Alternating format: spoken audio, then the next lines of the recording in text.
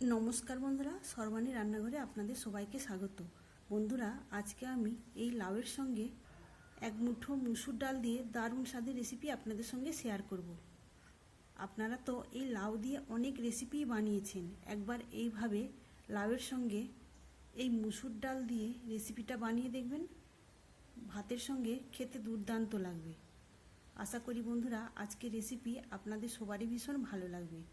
তাহলে চলুন আর দেরি না করে মূল রেসিপিতে যাওয়া যাক। আর বন্ধুরা, আপনাদের কাছে একটাই অনুরোধ, ভিডিওটা লাইক দিয়ে সম্পূর্ণ দেখার চেষ্টা করবেন। আজকের রেসিপির জন্য এখানে আমি বেশ খানিকটা নিয়েছি লাউ, আর এই লাউটাকে এখন আমি পরিষ্কার করে ধুয়ে নেব। পরিষ্কার করে ধুয়ে নিয়েছি, এখন আমি এর খোসাটা আগে ছাড়িয়ে নেব। প্রথমে টুকরো করে নেব, এইভাবে টুকরো করে নেওয়ার পর আমি এর খোসাটা ভালোভাবে ছাড়িয়ে নেব।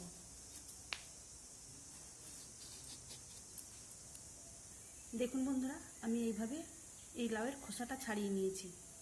বাকি টুকরোটাও আমি একই রকমভাবে খোসা ছাড়িয়ে নেব। আমি সম্পূর্ণ লাউয়ের খোসাটা ছাড়িয়ে নিয়েছি। আর এই লাউয়ের এই খোসাগুলো এগুলো ফেলবো না, এগুলো দিয়ে একটা রেসিপি বানিয়ে নেব। এখন এবার এই খোসা ছাড়ানো লাউটাকে আমি একদম সরু সরু করে কেটে নেব। যেভাবে আমরা আলু ভাজার জন্য আলু কাটি, সেইভাবেই সরু সরু করে এই লাউটাকে কেটে নিতে হবে। প্রথমে এইভাবে পাতলা পাতলা করে কেটে নিয়েছি, এবার এগুলোকে ঝিরিঝিরি করে কেটে নেব। তো দেখুন বন্ধুরা, এইভাবে সমস্ত লাউটাকে কেটে নেব। তবে রেসিপিটার জন্য নরম লাউ হলেই ভালো হয়, আর যদি দানাগুলো শক্ত থেকে থাকে তাহলে কিন্তু দানাগুলো বেছে বাদ দিয়ে দেবেন। আমি এখানে সম্পূর্ণ লাউটা এইভাবে কেটে নিয়েছি, আপনারাও চেষ্টা করবেন লাউটাকে এইভাবে কেটে নেওয়ার। আর এখানে নিয়েছি আমি এক বাটি মুসুর ডাল। প্রথমে এই মুসুর ডালটাকে আমি ভালোভাবে 3 থেকে 4 বার জল পাল্টে পাল্টে ধুয়ে নেব। আমি এখানে মুসুর ডালটা 3 বার জল পাল্টে পাল্টে ধুয়ে নিয়েছি, আর এখন দেখুন জলটা একদম পরিষ্কার স্বচ্ছ। এখন আমি এই মুসুর ডালটা সেদ্ধ হতে বসিয়ে দেব। মুসুর ডালটাকে আমি সেদ্ধ হওয়ার জন্য বসিয়ে দিয়েছি। এবার ডালটা ফুটে যাওয়ার অপেক্ষায় থাকবো। এখানে মুসুর ডালটা ফুটে উঠেছে, আর দেখুন এখানে যে ফেনার মতো করে ভেসে উঠেছে, এটাকে আমি খুন্তির সাহায্যে ফেলে দেব। ডালটা খুব সুন্দরভাবে ফুটছে। এখন গ্যাসের ফ্লেমটাকে লো টু মিডিয়ামে রেখে ঢেকে দেবো মিনিট 3 জন্য। এই সময় গ্যাসের ফ্লেমটাকে হাই ফ্লেমে রাখলে হবে না, কেননা উতরে যাওয়ার সম্ভাবনা থাকবে। তাই গ্যাসের ফ্লেমটাকে লো টু মিডিয়ামে রেখে এভাবে আমি ডালটাকে সেদ্ধ করে নেব। তবে সম্পূর্ণ সেদ্ধ নয়, আধা সেদ্ধ করে নেব। আর এখানে মুসুর ডালটা সেদ্ধ হতে খুব বেশি সময় লাগে না। আমি মিনিট 3 পরে ঢাকা চাপাটা খুলে নিয়েছি, আর দেখুন এখানে মুসুর ডালটা মুখটা ফেটে গিয়েছে, আর এখানে আধা সেদ্ধ হয়ে গেছে। এই পর্যায়ে আমি এর মধ্যে দিয়ে দেবো কেটে রাখা লাউ। লাউটা দেওয়ার পর আমি ডালের সঙ্গে লাউটাকে ভালোভাবে এপাশ ওপাশ করে নেড়ে চেড়ে মিশিয়ে নেব। এইভাবে মিশিয়ে নেওয়ার পর আমি আবারও ঢাকা চাপা দিয়ে 5 মিনিট সেদ্ধ করে নেব সব কিছু।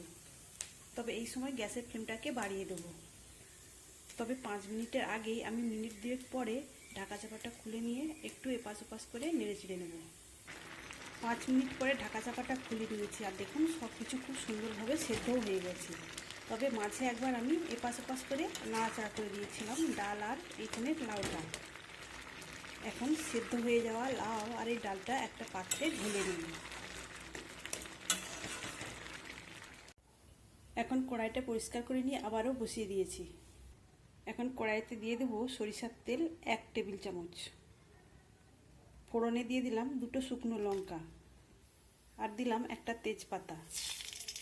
সেই সঙ্গে দিয়ে দিলাম 1/2 চামচ গোটা জিরা। ফোড়নটাকে ভেজে নেব। এখন এর মধ্যে দিয়ে দেবো 1/2 চামচ আদাটা আমি ছোটো গ্রেটারে গ্রেট করে নিয়েছিলাম। আদাটাকে একটু নাড়াচাড়া করে ভেজে নেব। প্রায় 30 সেকেন্ডের মতো আদাটাকে আমি ভেজে নিয়েছি। এখন দেওয়ার জন্য নিয়েছি 2টো ছোটো সাইজের টমেটোটাকে আমি 4 ফালি করে কেটে নিয়েছি। এখন সব কিছু আমি আবারও ভালো করে নেড়ে চেড়ে ভেজে নেব। এই টমেটোর কাঁচা গন্ধ চলে যাওয়া পর্যন্ত আমি এইভাবে নাড়াচাড়া করে ভেজে নিতে থাকবো। বন্ধুরা এতক্ষণ পর্যন্ত দেখার পর যদি লাইক দিতে ভুলে যান অবশ্যই একটা লাইক দিয়ে দেবেন। আবারও বলছি, যদি নতুন বন্ধুরা এসে থাকেন আমার চ্যানেলটিকে সাবস্ক্রাইব করে আমার পাশে থাকবেন। এখানে টমেটোটা আমি খুব সুন্দর করে ভেজে নিয়েছি আর নরমও হয়ে গেছে। এবার আমি দিয়ে দেবো সেদ্ধ করে রাখা ডাল আর লাউ। লাউ আর ডালটা দেওয়ার পর আমি ভালোভাবে একটু মিশিয়ে নেব।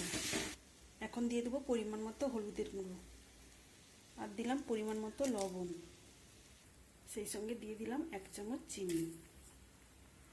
এখন সব কিছু এই ডালের সঙ্গে ভালোভাবে মিশিয়ে নিতে হবে। সব কিছু মিশিয়ে নিয়ে আবারও আমি 3 মিনিটের মতো ফুটিয়ে নেব। বন্ধুরা আমি এই কাঁচা লঙ্কা দিতে ভুলে গিয়েছিলাম, এখন আমি 3টে চিড়ে কাঁচা লঙ্কা দিয়ে দিলাম। এখানে ঢাকা চাপা দিয়ে আমি 3 মিনিট ডালটাকে ফুটিয়ে নিয়েছি আর এখন একদম ভাতের সঙ্গে খাওয়ার জন্য রেডি। বন্ধুরা আজকের রেসিপি আপনাদের কেমন লাগলো অবশ্যই কমেন্ট করে জানাবেন। আর আপনারা বাড়িতে একবার এভাবে লাউয়ের সঙ্গে মুসুর ডাল দিয়ে রান্না করে দেখবেন।